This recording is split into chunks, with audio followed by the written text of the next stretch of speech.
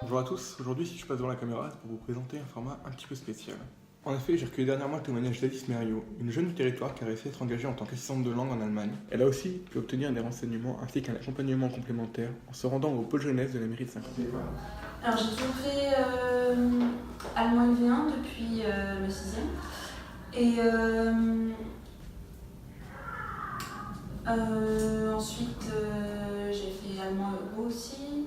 En seconde, j'ai décidé de partir en Abipac. Alors la FIBAC, c'est une filière spéciale mise en place conjointement par la France et l'Allemagne qui permet de passer simultanément son bac et l'équivalent allemand d'Abitur. J'ai fait la seconde là-bas et puis après je me suis plus réorientée vers la S. Donc j'ai fait une première S et puis les maths ça m'a attirée. Donc je suis partie en prépa après mon lycée, j'ai eu mon bac S, on se très bien donc j'ai pas eu de problème.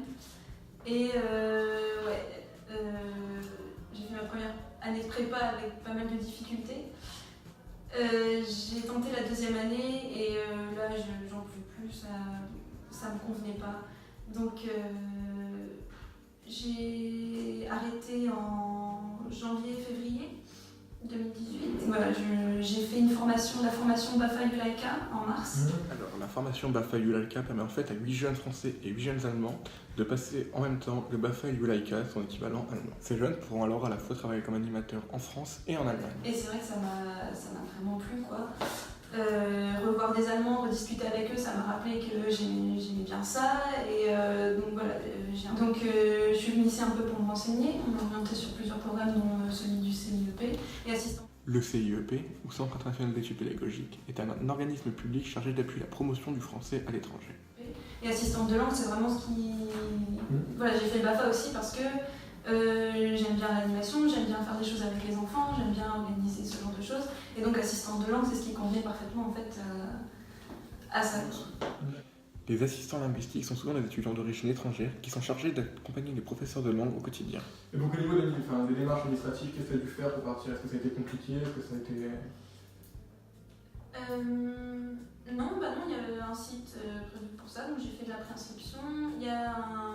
Ce qui est un peu plus compliqué, c'est qu'il faut une validation d'un professeur certifié.